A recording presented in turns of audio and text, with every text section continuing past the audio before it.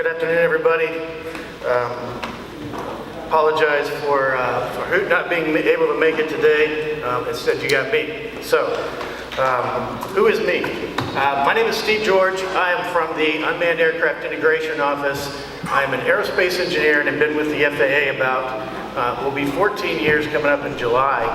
I manage currently the airworthiness group within the Unmanned Aircraft Integration Office, and I've got a number of highlights of what the FAA has done over the course of the past year or so to help this industry and to try and establish some basis for regulation. But I want to key in on a couple of things that I heard in this afternoon's discussions. First of all, Nancy Egan mentioned the goals of the different aspects of interest to stakeholders in unmanned aircraft and unmanned aircraft aviation. Those from a societal perspective, from a government perspective, from an industry perspective. And safety was the #1 concern and goal of all of the stakeholders. And that's important because I've grown up in aviation safety. I worked on the F-16 program, the General Dynamics F-16, not the Lockheed F-16, and then bridged over into commercial aviation. And early on, I decided I better know how to fly these things. So I went and started taking pilot training. And I remember Wayne Keeling, my flight instructor, as we walked up to the airplane, a little 172, the first thing he said to me is, he said, "Safety begins with a safe aircraft."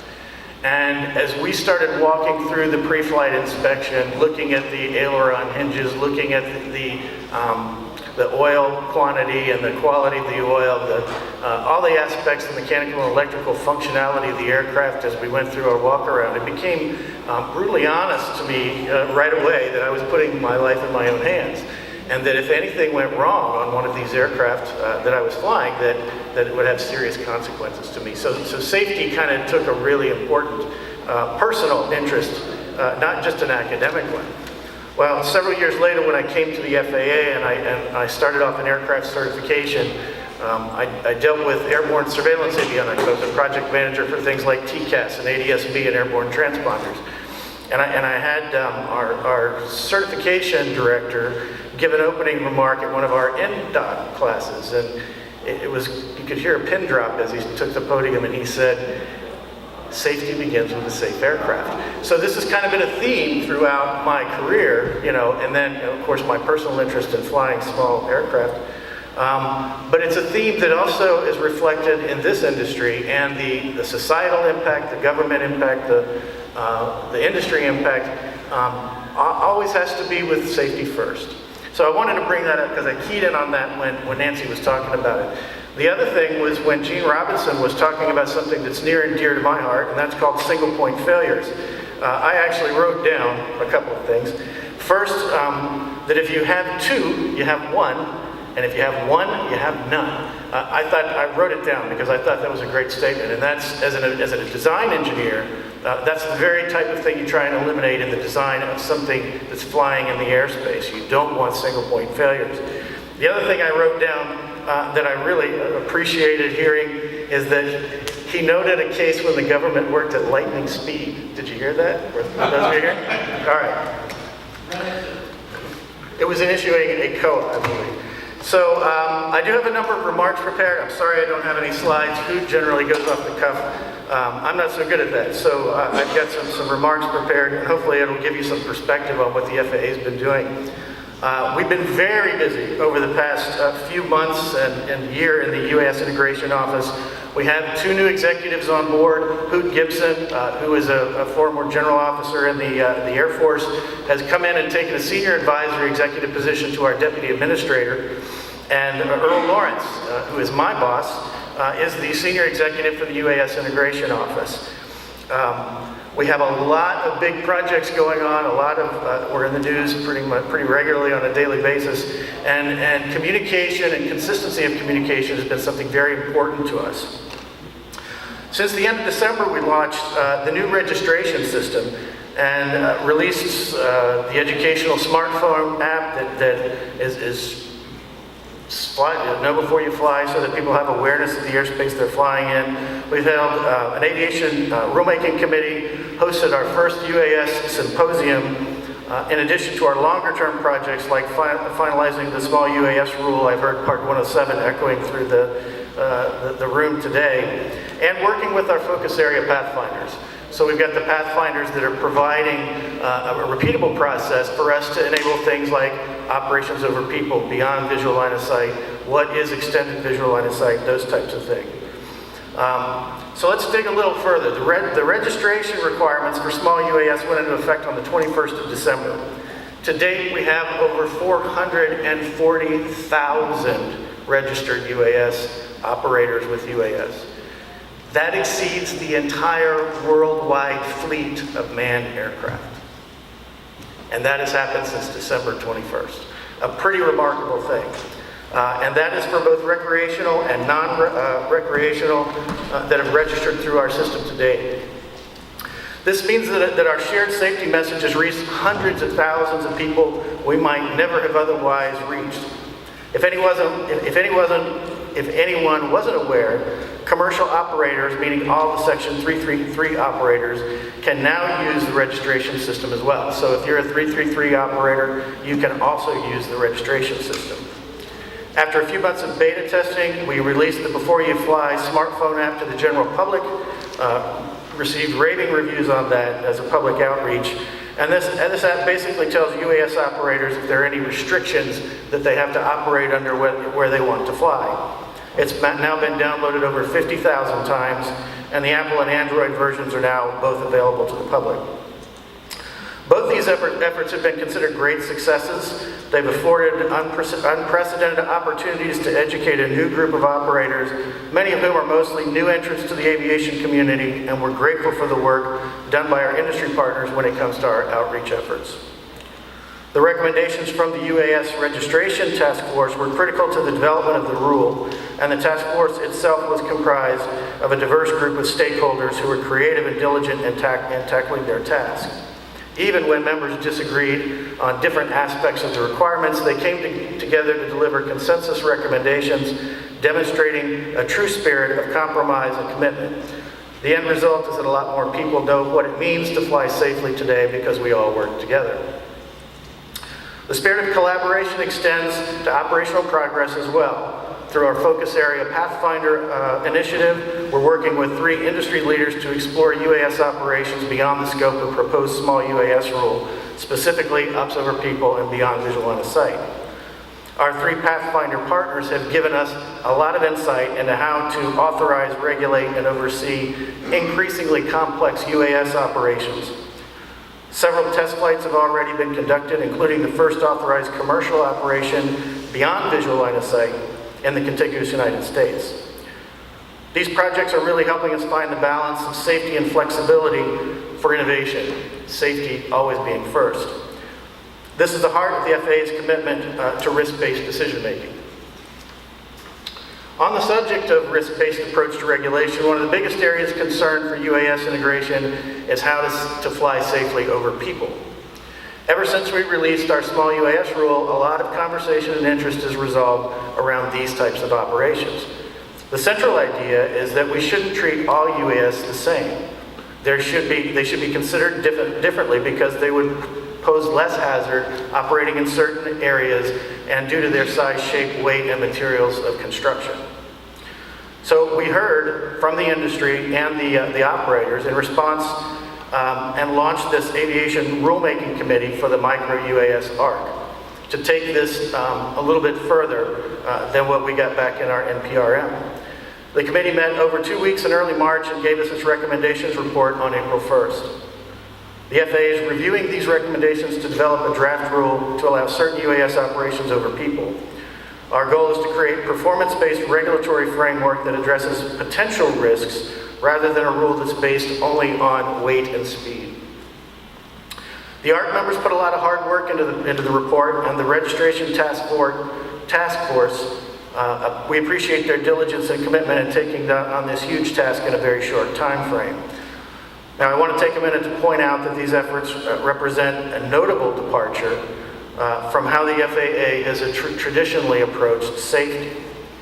It affirms and reflects our firm belief that being flexible and open-minded is essential to successfully integrating new technologies into the world's busiest, most complex, and safest aviation system.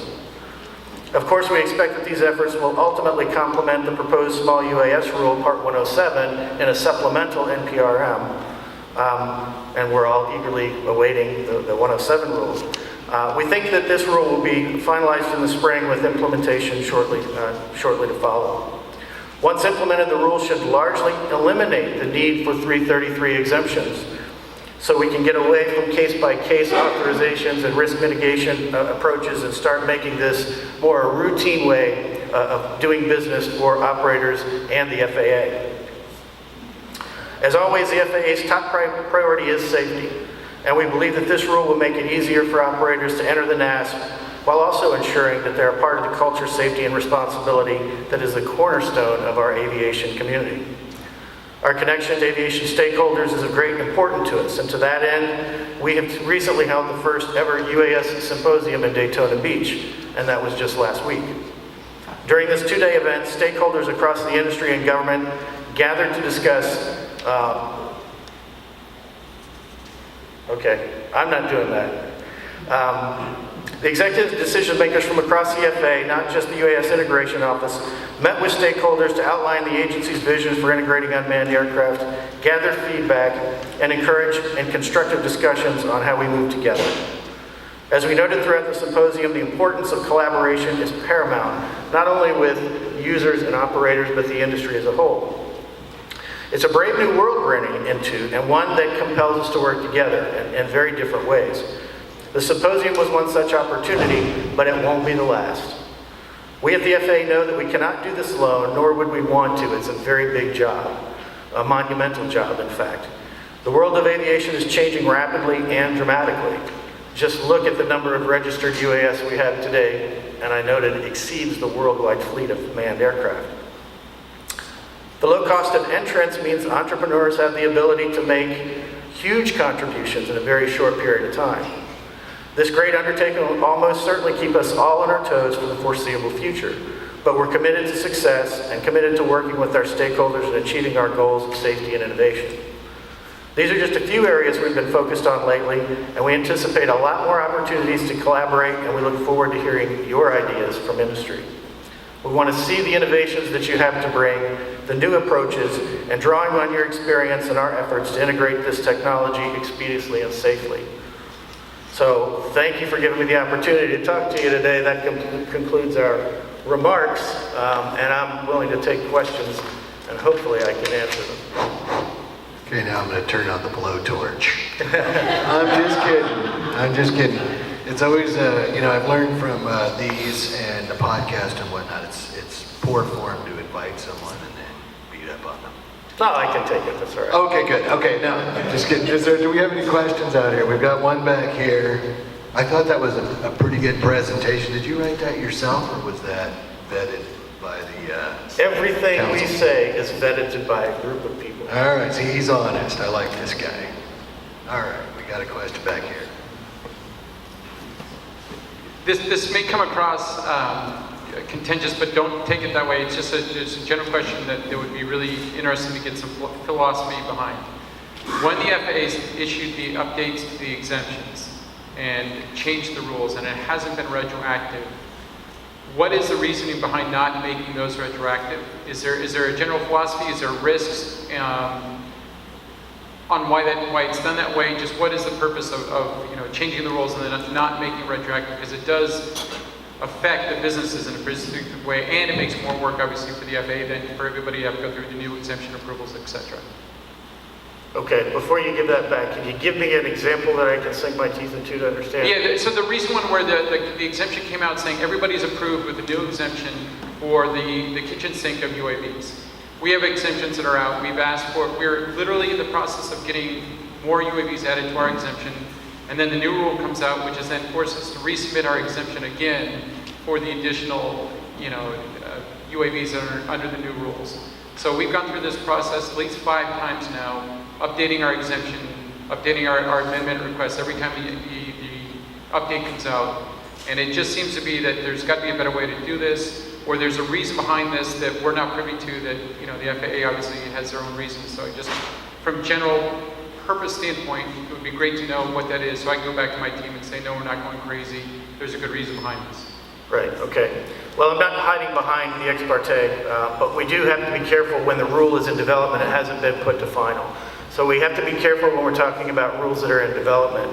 But what I can say is, with respect to 333 approvals and how changes in our policy have not been retroactive, it's because there's a lot of care being taken, both from the perspective of our Office of Chief Counsel, which keeps us legally in tip-top shape, well, they're designed to, and our Office of Rulemaking, which is very sensitive to things that are approved under an exemption process that could be in conflict with the intent of the outcoming rule. So we can't talk about the specifics of how that rule might be, but both the attorneys and our Chief Counsel's office and our Office of Rulemaking have to proceed with extreme caution.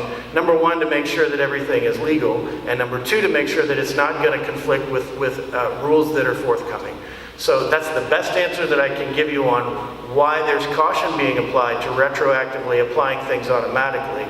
Not that it's a good answer from everybody's perspective, but it keeps everybody in our office in DC much more comfortable that we're moving things more in a pragmatic and metered approach, rather than just saying all of these are going to apply under the blanket of a change in policy. So that's the best answer I can give you. We have time for one more short question. Anybody? Okay, we got one right here. And this let's try and keep it. I read someplace right after the South by Southwest event that there was a panelist, something mentioned about June 17th as a date. Is there any veracity or anything related to that about when you guys are going to release the Section 107 updates?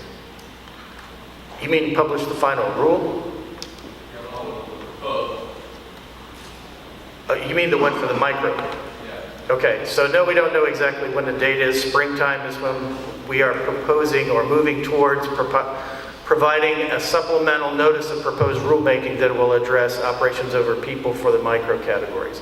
The Part 107 base rule will also be out in the springtime. That's as specific as we're allowed to discuss it right now. One more quick one, because this is an old friend of the SUS News here. Quick question for you. Am I correct that there's like one person that approves all the COA requests on the West Coast? I do not know the answer to that question. I don't think it's one person that approves any of the codes. I think most of them come through our air traffic organization, and I work for aviation safety. It's a different line of business. But my understanding is that there's a cadre of people that are involved in the COA approvals. I think how it's working from our experience is that it goes off to Washington, there may be a cadre there, but then it comes back to one person up in Washington to be dealt with. I can't answer to State that. of Washington. I just want to say you guys are doing a great job, and how's my 333 exemption coming? I'm just kidding, Well, I do want to thank you for mentioning DO 178B, because I think that's something that this industry has to get their arms around, that safety critical software has a more disciplined process than things that are more consumer electronics. And it doesn't mean everything's level A. It has to go to the very most stringent level of software design assurance. But it does mean you have to have a disciplined approach. And I think we're starting to see more traction and more folks embrace the safety critical software development processes, and I think that's a movement in the right direction. So I want to applaud you for mentioning that. I appreciate that. I have been talking about that for years, that you're going to have to, I've been all around the world talking to CAA people, like, hey, beyond visual line of sight, you think you're going to be able to do that with autopilot software that is not some level of DO 178 certified? People just chuckle. So I think that this industry is going to have to pull on the long pants. Some people don't understand that, but these people that are in planes are betting their lives. Your drone flies away, I got to go buy a new $500 drone. So we have to be responsible neighbors. I want to thank you, sir, for coming out, and can we get a round hand of applause?